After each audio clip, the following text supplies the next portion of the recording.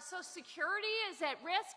No way. Are we going to let them weaken Medicare or Social Security? Are we going to let them roll back the cost savings under the Affordable Care Act?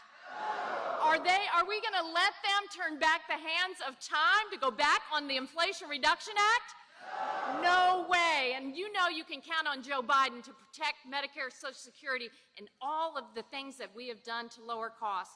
I cannot wait to hear from President Biden. He was on fire during the State of the Union. I was so proud to stand and cheer for our great president. So thank you for being here. Thank you for providing a very warm Florida welcome to our great president.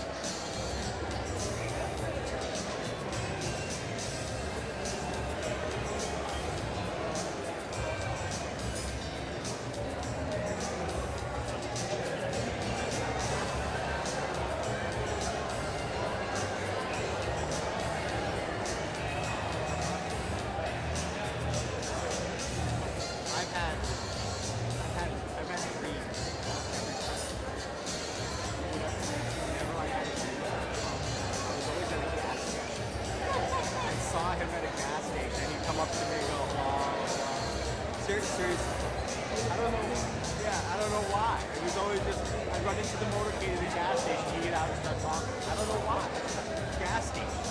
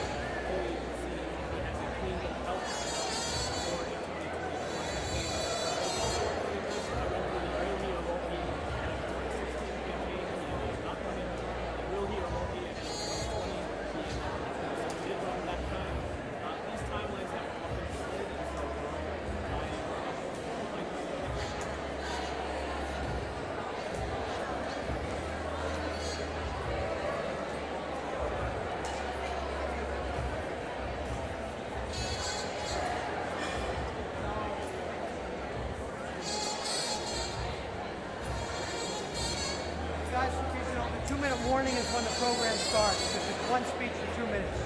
So as soon as she comes on stage, that's her 2-minute warning.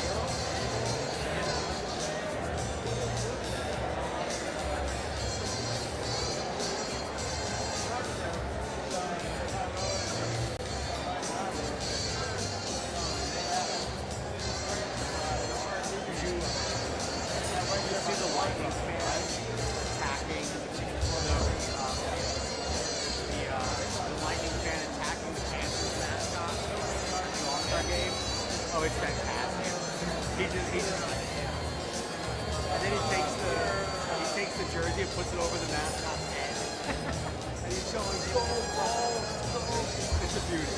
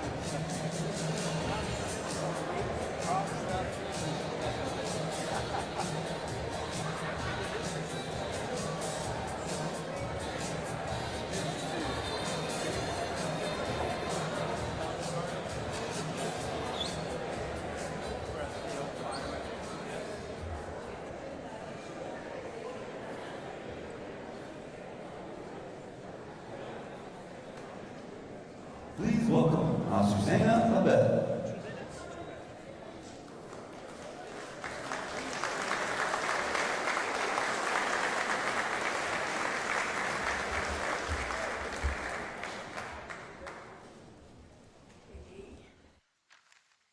Okay, everybody, let's relax. We have a special moment today.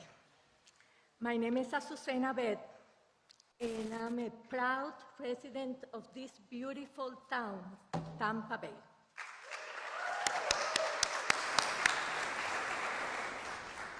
I have worked hard all of my life to provide to my family. I came from Cuba, very young with my daughter, and as a single mother, I raised her. Now even I'm helping my mother, 91 years old mother, dealing with health issues and even dementia.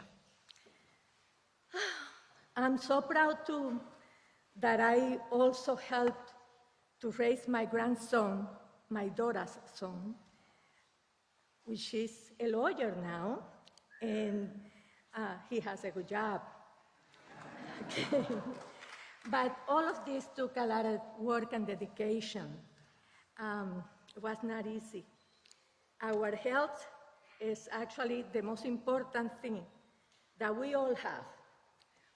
For me, for my family, and I'm sure for all of you. I have paid Medicare,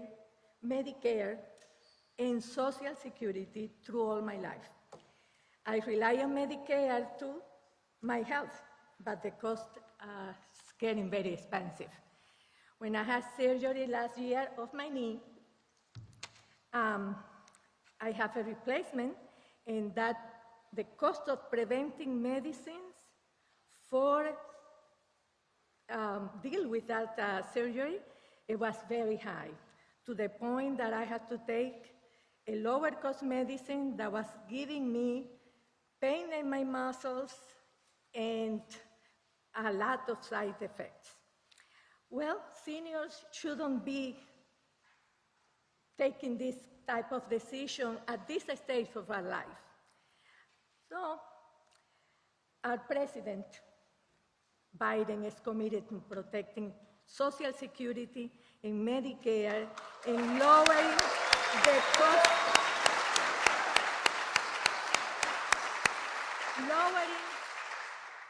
he's lowering the cost of health care for people like me and like you.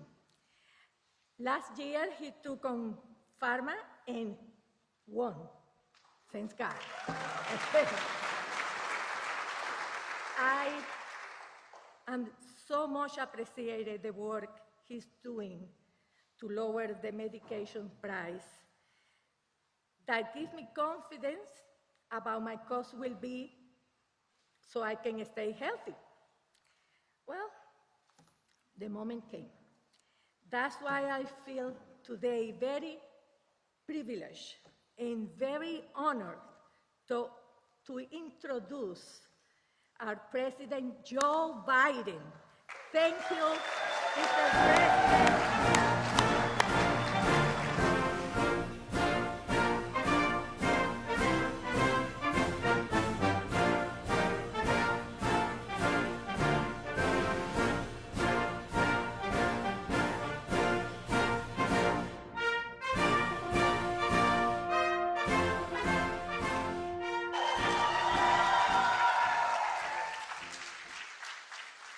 Hello, Tampa.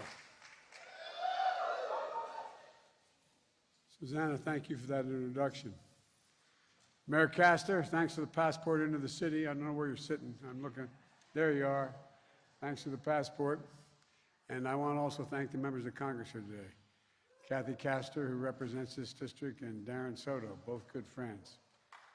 And two champions for opportunity, health care, and a safer climate for the people of Florida. I can't stand here and not tell you how much I admire Charlie Crist. Charlie?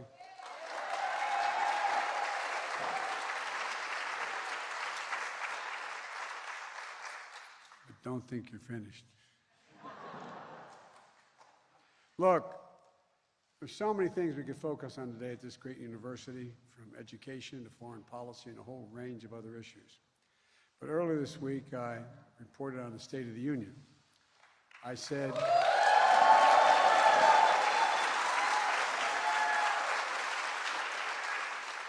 it's because of the people of this country, the resilience and the strength. The soul of the nation is strong, and the backbone of this nation is strong, and the people of America are strong. It's never been a good bet to try to count us out. Never, ever, ever. We're often told that Democrats and Republicans can't work together.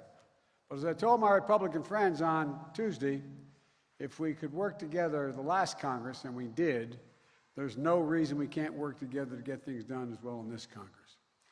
And Pat Pesquet, an old friend of mine, when I was up in the Senate for 270 years, knows I know what I'm talking about on that score. We passed more major pieces of legislation in our first 2 years together, Democrats and Republicans, than any administration in history. The bipartisan infrastructure law, that was $1.2 trillion we agreed on to make us #1 in the world again. The CHIPS and Science Act, which is causing the investment of $300 billion, $300 billion to build these new fabs, they call them, factories to make chips, which we invented here in America, I might add. The PACT Act, which is to save the families and keep our commitment to all those who found ourselves in real trouble. We bipartisanly passed the Respect for Marriage Act. Don't tell me we can't go wrong.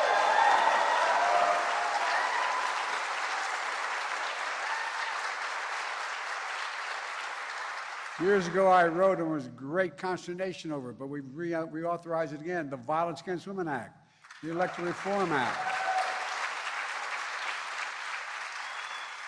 But folks, we did that in a bipartisan way. Democrats and Republicans did it. I don't know why they don't acknowledge they did any part of what's making the country great again. But in addition, we passed the American Rescue Plan, the Inflation Reduction Act. The people sent a clear message. Fighting for the sake of fighting gets us nowhere. There's things that we got to get things done. That's always been my vision for the country, and I think that's what the American people said in this off-year election.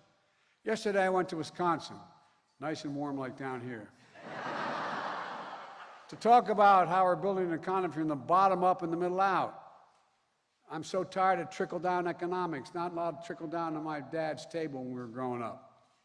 Today, I came to Florida to talk about a critical piece of that plan, giving families and seniors just a little more breathing room, my dad would say, to lower your health care costs, and especially important here in Florida. As I'm not surprised any one of you, it is to other people around the nation, you have the highest percentage of seniors of any state in the nation. The highest percentage. Folks on fixed incomes, relying on Social Security and Medicare to get by. They deserve a greater sense of security and dignity. That's what my plan offers.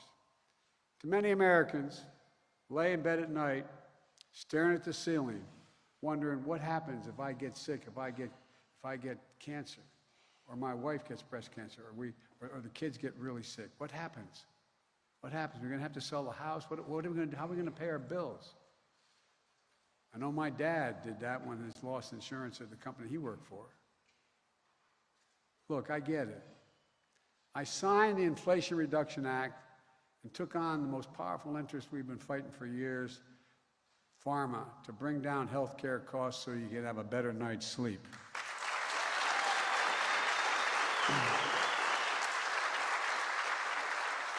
Although we passed it in the middle of last summer, and we let people know what was in it, no one saw it because it didn't take effect until January 1st of this year. Not a minute too soon. 1 in 10 Americans has diabetes. Millions need everyday insulin to stay alive. Insulin has been around for 100 years. Matter of fact, the guy who invented it didn't patent it because he thought it should be available to everybody. It costs drug companies roughly $10 a vial to make, $13 total to package it. Yet Big Pharma has been unfairly charging people hundreds of dollars more, making record profits, but not anymore.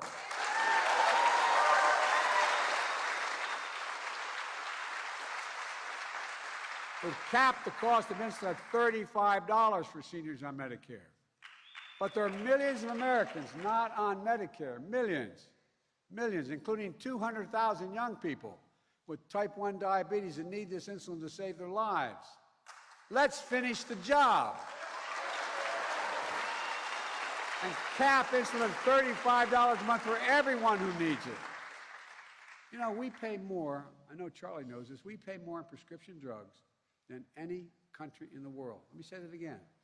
The United States of America pays more on prescription drugs than any country in the world. There are many drugs, like expensive cancer drugs, that cost up to $10,000, $12,000, $14,000 a year. Well, as of this year, that can be charged no more, they can pay no more than $3,500 no matter what drug they get, and next year it goes down to $2,000 maximum they have to pay for drugs.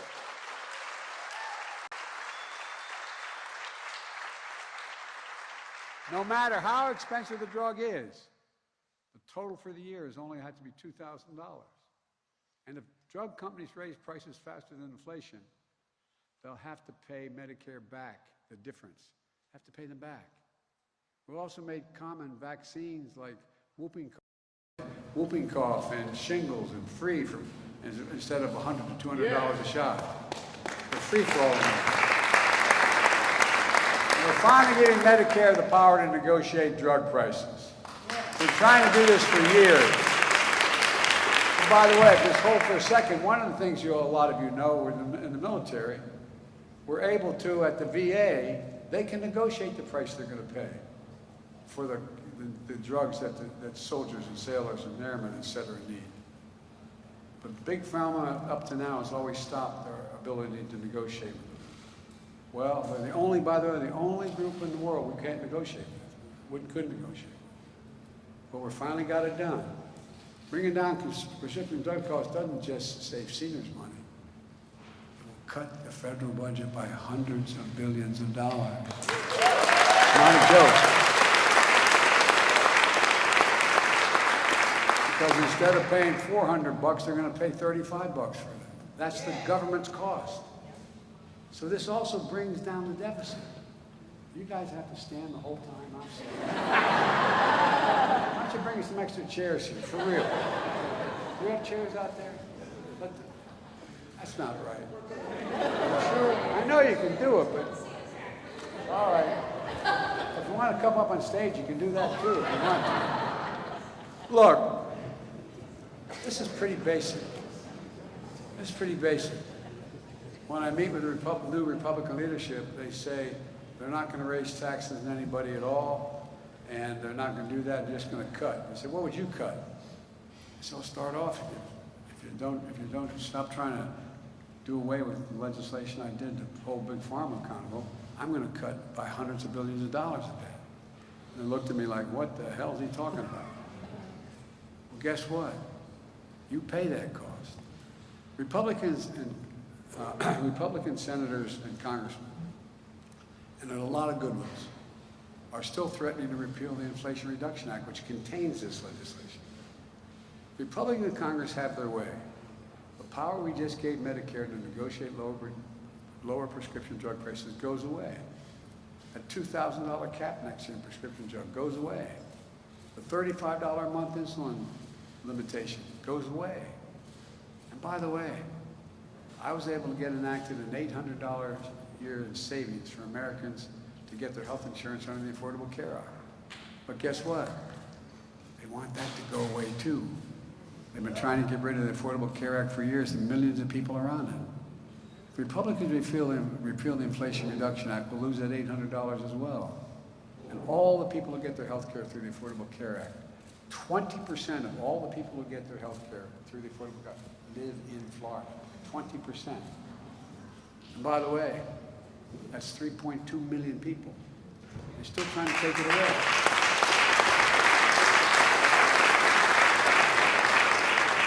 And I might note just parenthetically, I'll get back to this, but we were able to do all this, and I cut the budget by $1.7 trillion. 1.7,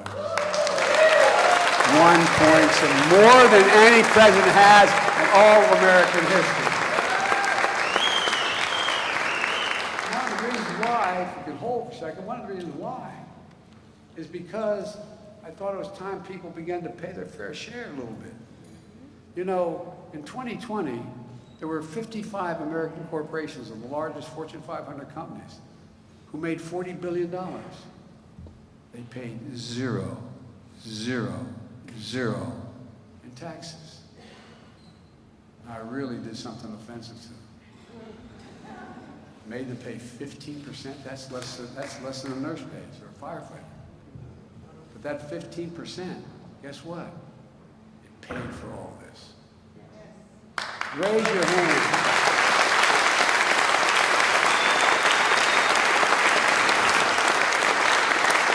And I made a commitment when I got elected. I'm going to keep it. I kept it. I'm going to keep it. No one making less than $400,000 will pay an additional penny in tax. Not one single solitary cent.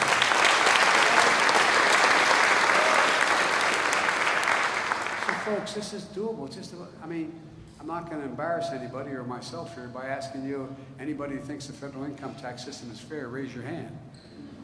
It's not, look, you got, right now, there are 1,000 trillionaires in America. Billionaires in America. 1,000. It went up from 600 and some, just in 2 years. You know how much they average pay, the average percent of their salary, their income they pay? 3%. 3. Well, it's less than the police officers I met a little bit earlier. Well, folks, look, make no mistake about it. If they try to raise the cost of prescription drugs or abolish the Affordable Care Act, I will veto it.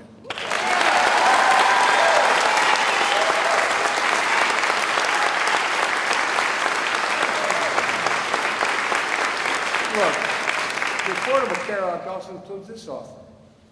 If a state expands Medicaid, not Medicare, Medicaid for the poor, so low-income folk can get health care, the federal government picks up 90% of the cost.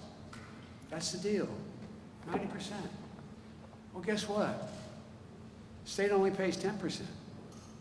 It's a great deal. 39 states said, yeah, send it to us. Only in 11 states, including Florida, said, no, we don't want Medicaid. No, I'm serious. Over 1.1 million people in Florida would be eligible for Medicaid if Governor DeSantis just said, I agree to expand it. It's not, this isn't calculus. And by the way, it would also help keep rural hospitals open. Why are they closing? Now, think about this all across America. I'll just talk about Florida for just a second. When folks don't have Medicaid, they come in and they're poor and the rural folks, the hospital can't charge them. There's nobody to charge. There's no money. They take care of them if they come through the door. But 8 rural hospitals have already closed in Florida since 2005, 8. And 7 others are at risk closing in rural Florida. That's more than 1/3 of all the rural hospitals in this state. And it matters. You know what the reason, the further distance the hospital is from your home, if you have a tragedy, if you have an accident, the higher the percentages you'll die. Because it takes so long to get there, to the nearest hospital. That's just a statistic. The only reason Medicare expansion hasn't happened here is politics. It's time to get this done.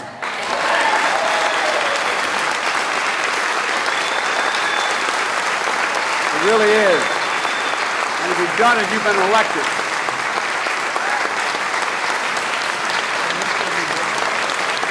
You really mean it.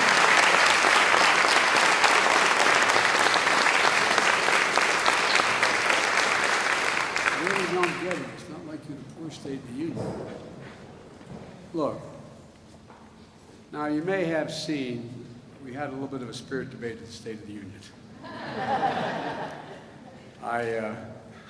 Well, I guess I shouldn't say anymore. But particularly in Social Security and Medicare. Republicans seemed shocked when I took out the pamphlets they were using about cutting Medicare and Social Security.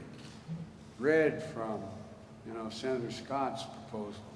Read from a proposal from the senator from Wisconsin. They were offended. Liar, liar. By the way, the last person who said that on the floor of the Senate got censored by the Senate. by the Congress. But there are about 4 or 5, I don't know how many. I reminded them that Florida's own Rick Scott is the guy who ran the Senate Campaign Committee for Republicans last year, had a plan to sunset. Maybe he's changed his mind, maybe he's seen the Lord. But he wanted to sunset, meaning if you don't reauthorize it, it goes away. Sunset Social Security and Medicare every 5 years. Now, it's not likely to get voted out, but I'll tell you what, it's likely it got cut drastically if you had to do it every 5 years. The very idea the senator from Florida wants to put Social Security and Medicare in the chopping block every 5 years, I find to be somewhat outrageous. So outrageous that you might not even believe it. But it's what he said. I won't do it again, but well, I will.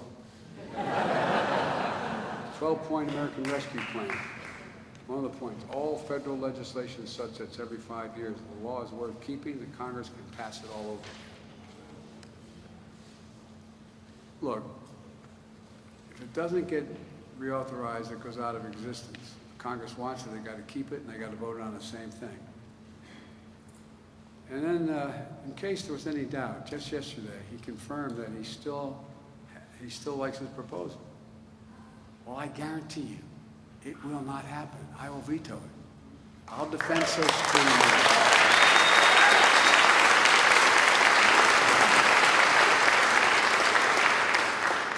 Senator Scott's not the only one. Senator Johnson of Wisconsin, his own party plan. He laid out Social Security should be in the chopping block every year. But look, in his case, as I said, he wants to do it every single year. Let's remember what this is all about. Some of you are on Social Security, or your parents or grandparents are. You earned it. You earned every single penny. You paid into every paycheck you ever got. From the time you were a teenager, you had money taken out for these programs. There are more than government programs. They're a promise we made. Work hard and contribute, and when the time's come for you to retire, you'll be there. We'll be there for you to help you out. It's been a sacred trust, a rock-solid guarantee. Generations of Americans have counted on it, and it works. The number of seniors living in poverty has plummeted since Social Security was created. And now these guys want to cut it. I don't get it. I really don't. I don't know who they think they are. We saw on Tuesday night Republicans don't like me being called out on this. And we're not very happy with me pointing this out. But their words speak. Look, I know that a lot of Republicans, their dream is to cut Social Security and Medicare. Well, let me say this. If that's your dream, I'm your nightmare.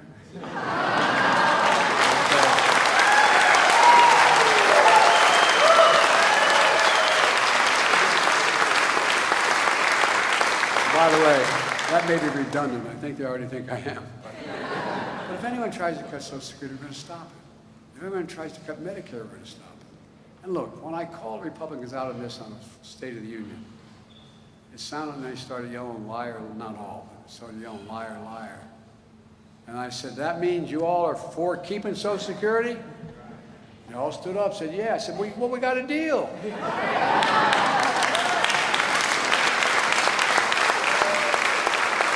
Sounded like they agreed to take these cuts off the table. I sure hope so. I really mean it. I hope so. Because they stood up, the vast majority of them said, yes, we will not cut Social Security and Medicare. Now, granted, I'll believe it when I see it. But we're going to both lay down our budgets very soon. The Speaker of the House has been reasonable in terms of discussions with me so far. He talked about all these things. I said, look, why don't we just, I think it's March, the first week in March, why don't we just lay out our budgets? You put yours down, I'll put mine down. And our people sit and compare them. Decide where we can make a compromise, if we can make a compromise. When I put mine down, they're going to see I lowered the deficit this year by $2 trillion than what I'm talking about. By the way, the last fellow who had this job, who never showed up at the transition, I might add, but the last guy who had this job, he increased the federal debt, which took over 200 years to accumulate. That's what the debt is, by the way. We talk about the federal debt. It's every penny owed since the inception of this nation and the interest rates that follow. Okay, that's what it is. Just in 4 years, he added to that federal debt of over 200 years by 25%. And by the way, You had a $2 trillion tax cut. The vast majority went to the super wealthy. Guess what? Didn't pay for a single solitary cent of it. I will not cut a single Social Security or Medicare benefit. In fact, I'm going to extend the Medicare Trust Fund for at least 2 decades. I'm going to not raise taxes on anyone making over 400,000 grand. I'll pay for all my proposals by making the wealthy and big corporations pay just a little bit more. Like I said, do you think a trillionaire should be staying at 3%? Look, I'm a capitalist. If you can make $1 million or $1 billion, I said trillion, if you make $1 billion or $1 million, God love you. But just pay something. I mean it sincerely. Just pay something. Capitalism without competition is exploitation. Some Republicans in Congress even threatened to have America default on its debt for the first time in American history if we don't agree to the cuts they want, or don't agree to any, and they will not agree to any tax increases on anything. Well, Democrats have never, ever done that. Our national debt is accumulated well over 200 years. We haven't missed a payment ever in America. Why in God's name would we give up the progress we made for the chaos they're suggesting? This nation has gone through too much.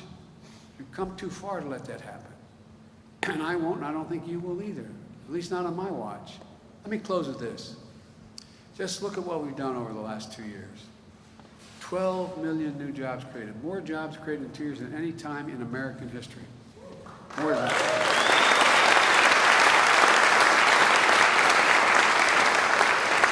800,000 manufacturing jobs.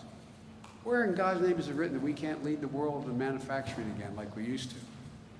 The lowest unemployment rate in 50 years. Inflation coming down 6 months in a row with more to go.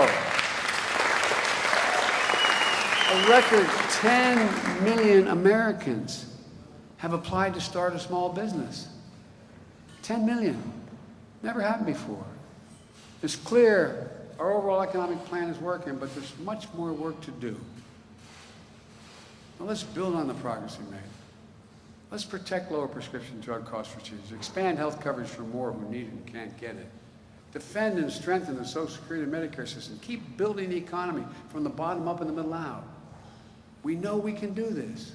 I've long said, it's never ever, and I mean this from the bottom of my heart, it's never ever been a good bet to bet against the American people. And I can honestly say,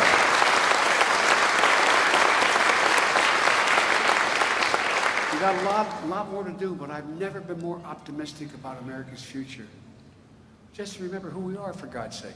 We're the United States of America. Nothing is beyond our capacity if we work together. So God bless you all, and may God protect our truth.